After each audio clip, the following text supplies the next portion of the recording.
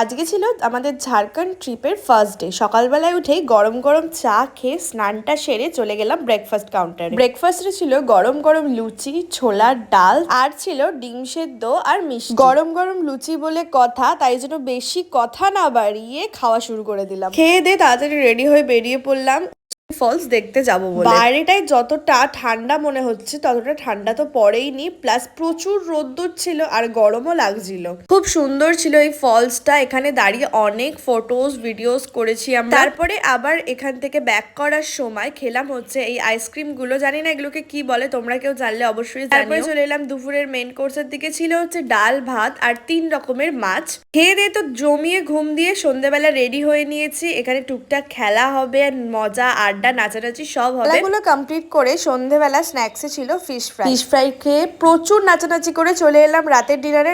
রাতের ডিনারে খেলাম ফ্রাইড রাইস আর পনির।